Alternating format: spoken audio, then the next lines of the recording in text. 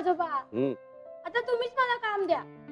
माई आधी तर गेली ना गावाला, आता मला पल्लवपेक्षा जास्त पैसे कसे मिळणार? तो आपल्या रोज आधी काकाची बाईक पुसत बसेल, मी काय करू? साड्यांना ऊन दाखवून पण झालंय. काय ग मला सांग, माईनी पैसे किती दिले ग? ना आजोबा, तुम्ही का असं विचारताय? माई आजीला चिडवायचं नाही हा. रे पार्टी बदललीस की काय? माझ्या पार्टीत होतीस ना? पण मला मयू आणि पल्लवपेक्षा जास्त पैसे मिळवायचे. शेवटच्या दिवशी सांगे ना. पण मला भरपूर काम दिलं तर आत्ताच सांगे. अरे वा, खरी कमाई कसली? चांगली बिझनेसमॅन झालीस तू. डावपेच लढवायला लागलीस हा? वा.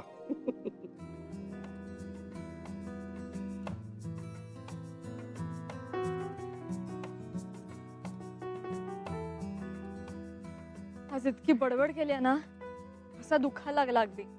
पण तुला 2 लेक्चर्स फ्री होती ना आज? हो अगं, पण सिद्धार्थ आला होता त्याच्या डिफिकल्टीज घेऊन. खूप हुशार मुलगा आहे ना तो, ते पण लाजाळू पण आहे.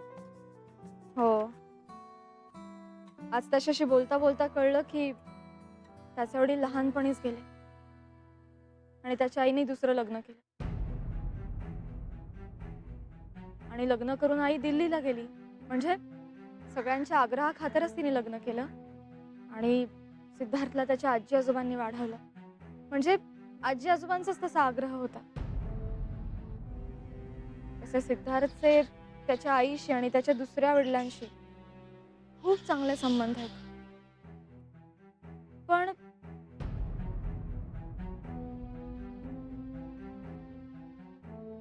नको सांगूस.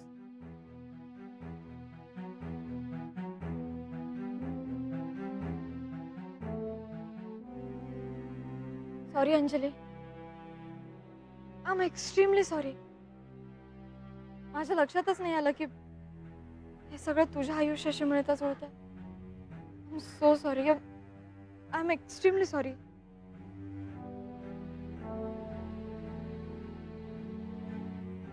It's okay.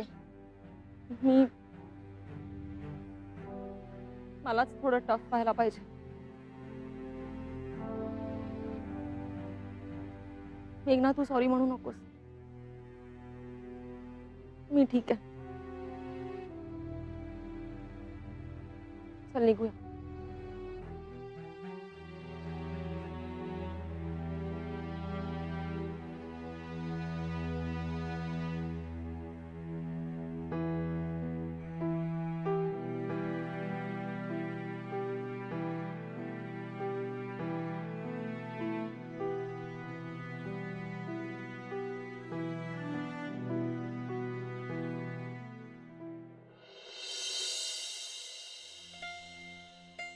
या दोघी पोचल्या का बामणोलीला? पोचून ताबा सुद्धा घेतला दोघींनी. ते बरे आहेत का रे काकू? काकू तशा बऱ्या आहेत, पण त्यांचं एज आणि ते हिप बोन लक्षात घेता ऑपरेशन अवघड आहे. खरं तर शक्यच नाहीये. त्यामुळे हिलिंग ही लॉंग प्रोसेस ठरणार आहे. अरे बापरे, कठीण आहे. खूप त्रास होत असणार ना? आणि काय ना, कामाची सवय असलेल्या माणसाला एकदम एका जागी बसायची वेळ आली ना की आणखीन त्रास होतो. हो ना. आणि ही जुन्या पिढीतली माणसं आहेत ना, त्यांना जर असं वाटलं ना की आता आपण कुणावर तरी अवलंबून आहोत, तर ते त्यांना सहनच होत नाही, नाही का? अगदी बरोबर आहे. ऍक्च्युली मी काकांना म्हणालो सुद्धा की काकूना तुम्ही आधी हे समजवा की या सगळ्या गोष्टींचं टेन्शन घेऊ नको म्हणून. नाहीतर काकूंचा स्वभाव म्हणजे नाही, माई बोलेल काकूंची. माई व्यवस्थित हँडल करेल बघ सगळं. पण माई आणि अर्जुन आई घरात तर एकदम शांत शांत वाटतंय ना घर? हो रे. आज ही काय एवढी गप्प गप्प आहे काय ग? उद्याच्या लेक्चरची तयारी करते मनातल्या मनात.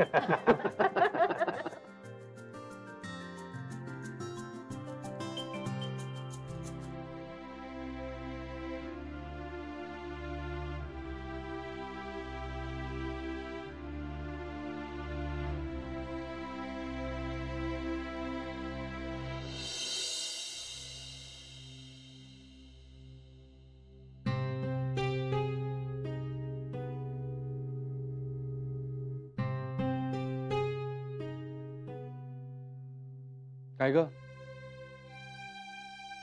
कसलं विचारत होतीस जेवताना? Any problem?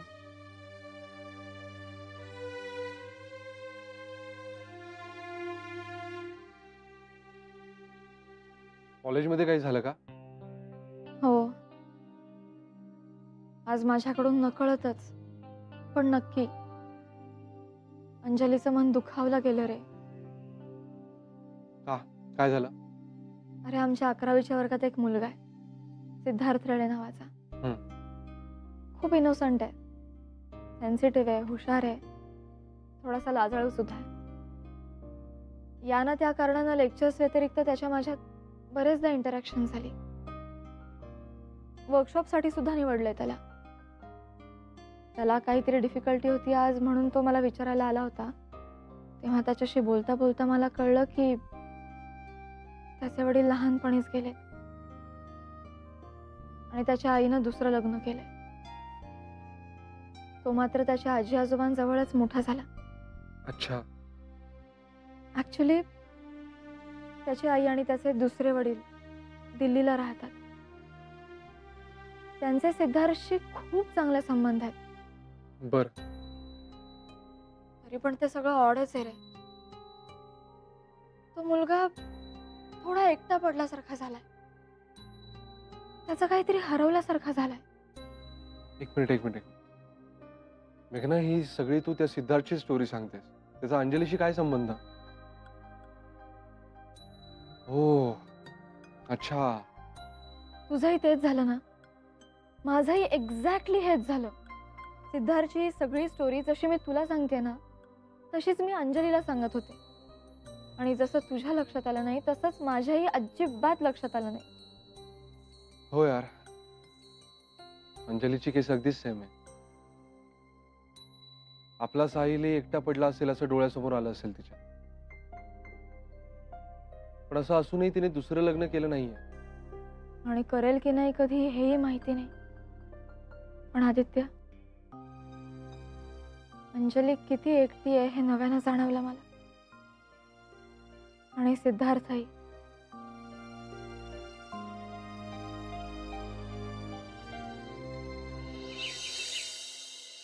तू आहेस ना, मग काय झालं तर बाजा काका की जय हो. ओके सर, भेटूया. काय चिरंजीव, हा? हल्ली रोज उठायला उशीर होतोय तुम्हाला. काय करणार ना, ऑफिसचं काम ऑफिसमध्ये संपत नाही, मग रात्री उशिरापर्यंत करत राहतो. मग सकाळी उठायला उशीर होतो. आणि त्यात ही पण मला उठवत नाही वेळेवर सकाळी. अरे माझं काय एकदम. आणि अमितचं काय? पहाटे 3ला झोपलाय नाना. अरे देवा. आणि आता पुन्हा 10ची मीटिंग आहे. उठवायला हवे त्याला. नाही, सगळं ठीक आहे, दिवस रात्र काम करण्याचे दिवस आहेत तुमचे, पण जरासा वेळ मिळाला की जरा मोकळ्या हवेत फिरत जा रे. एक तर एसीत तरी असता, नाही तर डायरेक्ट प्रदूषणात तरी असता. शरीराचं सर्व्हिसिंग व्हायला हवं की नाही? खूप काम करायचंय ना, मग शरीराची साथ हवी त्याला. काय विजया, अमितला पण सांग. हो नाना, सांगते. बरं मी निघते. अगं नाश्ता तर करून जा. अहो नाही ताई, झालाय माझा. बर. राहू दे, ते आवरेन मी सगळं. तू निघ, तुला उशीर होईल. थँक्यू ताई. आणि काय ग, बॅग कुठे आहे? अहो घेतलीये. मग काय आज कुठली? माईंनी दिलेली. हो, माइंड ब्लोईंग. बरं येते. चल बाय, नीट जा. काय रे, सकाळी सकाळी उपदेश केला म्हणून नाही, मी जरा दुसरंच विचारत होतो. कधी कधी बोलताना आपण अनावधानाने एखाद्याला दुखावून जातो ना. आता कोणाला बोललास? नाही, मी नाही, मेघना. त्या अंजलीशी बोलताना चुकून. काय झालं रे त्या केसचं पुढे? चालू आहे. ती केस संपेपर्यंत तिला ते सगळं आठवतच राहणार. अवघड असतं नाही नाना अशा वेळी स्वतःला शांत आणि खंबीर ठेवणं.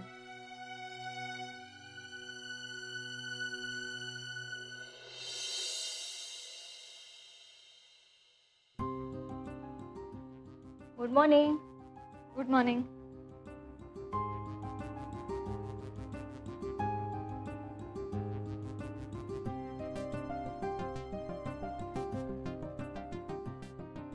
काय ग, काही टेन्शन? नाही नाही, असंच.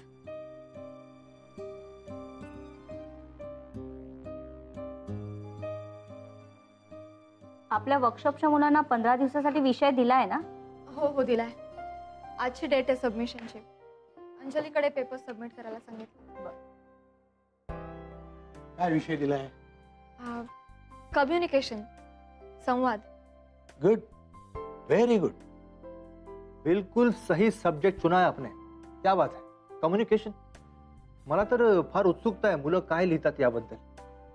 आजच्या पिढीला कम्युनिकेशनची साधनं माहीत असतील, पण खऱ्या कम्युनिकेशनचा अर्थ त्यांना ठाऊक असेल की नाही माहित नाही. ऐसा ही हो ये जरुरी नाही आहे सर. उलट मला असं वाटतं आजच्या पिढीच्या संवादात जास्त थेटपणा आणि मोकळेपणा आहे. आपल्याप्रमाणे बंधनं ठेवून ते संवाद साधत नाहीत कोणाशी. उलट ते जास्त बिनधास्त असतात. कोणाला काय वाटेल याची फार पर्वा नाही करत ते. मनातलं सगळं खरं खरं बोलून टाकतात. आणि मला असं वाटतं ना, हे जास्त चांगलं असतं. मनाच्या अगदी आतल्या कप्प्यातलं कोणाशी तरी बोलता येणं हे खूपच महत्वाचं आहे. क्यों मेघना मॅडम? चला मी येतो. चतुर्वेदी जरा तेवढा पेपर द्या ना प्लीज प्लीज. थँक्यू.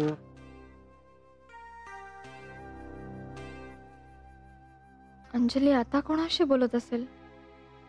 मनातलं सगळं.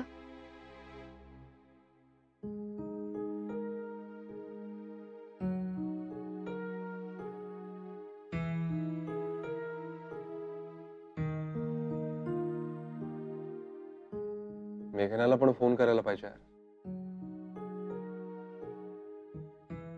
ती वेळ देत नाही म्हणता म्हणता मी पण तिला वेळ देत नव्हतो हे सोयीस्कररीत्या विसरलो होतो मी.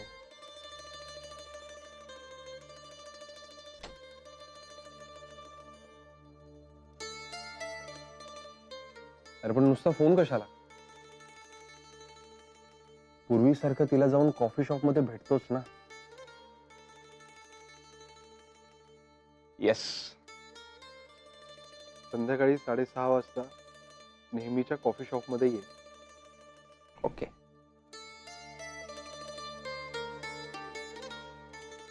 गुड.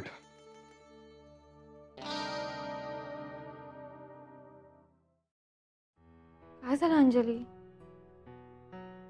काही नाही ग. एवढे उन्हाचे कुठे गेला होतात? माईंना जर कळलं ना तर मला ओरडतील त्या. तिला कळलं तर ना.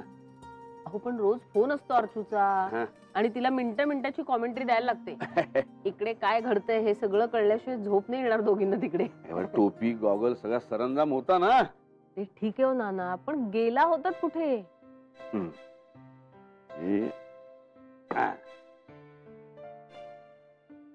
हे काय मुलांसाठी? अहो नाना पण आहे त्यांच्याकडे. ते माहितीये ग, पण हे खरी कमाईसाठी स्वतंत्र. अहो पण नाना. आलं लक्षात. रोज रोज खरी कमाई कशी देणार हो ना. अगं काय आहे, आपल्याकडे आपण एखाद्याचं काम केलं तर त्याचा मोबदला असंच काही घेत नाही. प्रेमाने करतो ते काम. आणि ज्या माणसाचं काम आपण करतो तोही अनाथ्या स्वरूपात कृतज्ञता व्यक्त करतो. पण तिकडे परदेशात असं नाही. तिकडे कामाकडे बघण्याचा, कुटुंबाकडे बघण्याचा, नात्यांकडे बघण्याचा दृष्टिकोन खूप वेगळा आहे. म्हणजे आपल्यासारखा भावनांचा गुंता नाही, शुद्ध व्यवहार नाही, कधी कधी उपयोगाचाही असतो. काय आहे, आजच्या जगात आपल्या मुलांना या मिश्र संस्कृतीत वाढायचं असेल तर best of both the world हाच उपाय आहे, नाही का? खरे हो नाना. आता एवढा उन्हातून आलोय मी, काही थंडगार सरबत बिरबत पाडणार आहेस का? अय्या सॉरी, मी तुम्हाला सरबत नाही विचारलं आणि प्रश्नांची सरबत्ती करत राहिले. वा, सेन्स ऑफ ह्युमर वाढत चाललाय तुझा. माही नाहीये म्हणून. काय नाना, तुम्हाला ना कोणाची तरी फिरकी घेतल्याशिवाय चैनच पडत नाही. काय करू, माही नाहीये ना. अय्या थांब जरा, सांगतेच माहिना सगळं हे. अच्छा, म्हणजे सांगतेस तू नाव अर्चनाचं? काय हो नाना, सरबत आणते.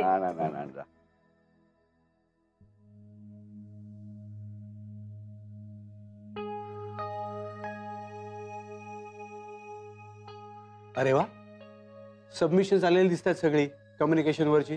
हो. बसा. हो, सगळ्या सगळ्यांना उत्सुकता लागली आहे मुलांनी काय म्हटलंय ते जाणून घ्यायची. पण मला एक कळलं नाही सर, आपण त्यांना या विषयावर बोलायला सांगायच्या ऐवजी लिहायला का सांगितलं? त्याचं काय मॅडम, मुद्देसूदपणे लिहिणं हा देखील एक प्रकारचा एक्सरसाइज आहे. म्हणजे बघा, विचारात क्लॅरिटी येण्यासाठी, सुसूत्रता येण्यासाठी आणि विषयाचा आवाका काढण्यासाठी मनातले विचार लिहिता येणं हे जास्त महत्वाचं आहे. हो सर, बरोबर आहे तुमचं म्हणणं. आणि आजची मुलं ना लिहिण्याचा कंटाळा करतात. त्यांना मेसेजिंगच्या भाषेत लिहिण्याची सवय झाली. बघा, पटलं ना तुम्हाला पण? हो सर.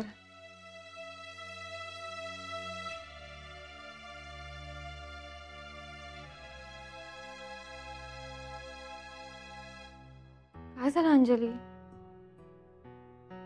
काय झालं? काही नाही ग, परवा कोर्टाची तारीख आहे, त्याच विचारत होते. मी आदित्यला सांगू का तुझ्या बरोबर यायची गरज असेल तर? नाही अगं, ठीक आहे. अनिलचा एक मित्र आहे, तो बघतो सगळं, त्याची खूपच मदत होते मला.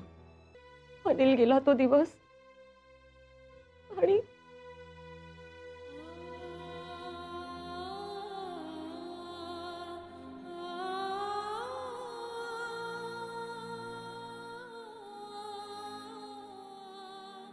सॉरी, मी आलेच.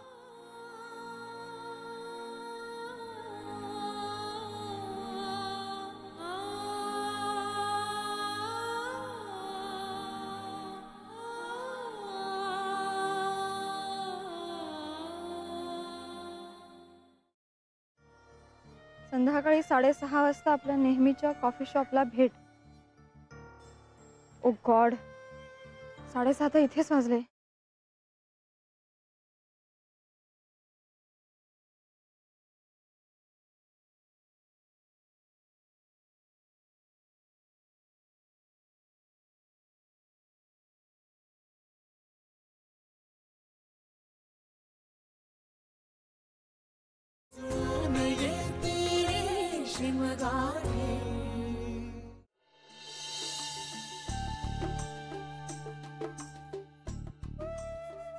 विजया, हा ना, डोक्यात एक आयडिया आली आहे बघ, कशी वाटते? कसली हो? मुलांना ना हे ट्रेस बनवण्याचं, म्हणजे त्यातलं जमेल तेवढं काम करण्याचं ट्रेनिंग देऊया आपण.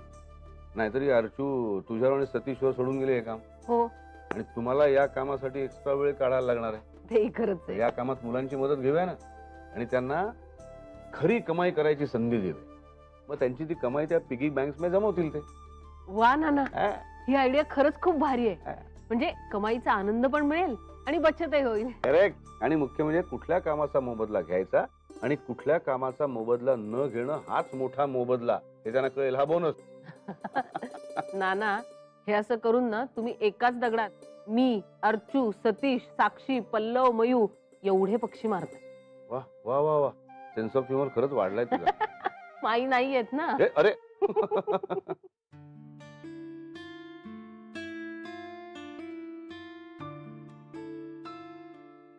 अरे, हिने मेसेज वाचलाच नाही की काय? अजून मेसेजला उत्तर नाही. काय करू? फोन करू का? नको, तिचं लेक्चर चालू असेल.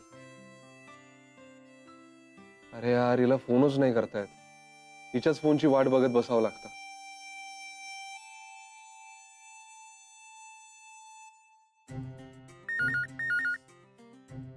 Hello, yes sir. हो सर, केलेत ना. परवाच सगळ्या फिगर्स मेल केल्यात मी त्यांना. आता त्यांनीच रिव्हर्ट करायचंय. अच्छा अच्छा, ओके ओके सर, करूया ना आपण सगळं डिस्कस. नाही, आणायचे आपल्याला थोडा वेळ मिळालाच आहे त्यांनी रिव्हर्ट करेपर्यंत.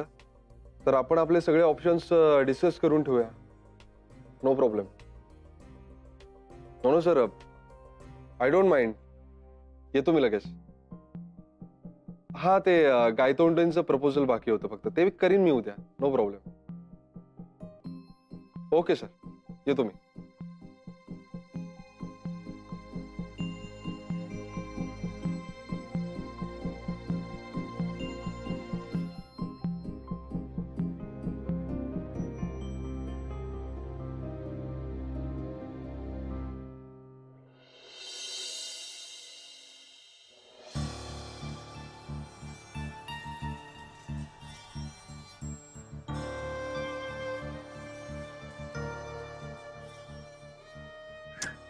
गॉड, नेहमी हा फोन सायलेंट मोड मधून काढायला विसरते मी. संध्याकाळी 6:30 वाजता आपल्या नेहमीच्या कॉफी शॉपला भेट. ओ गॉड, 6:30 इथेच वाजले.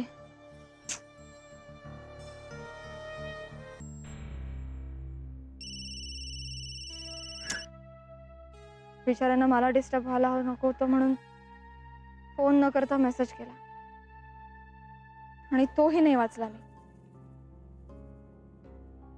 आदित्य फोन का उचलत नाही?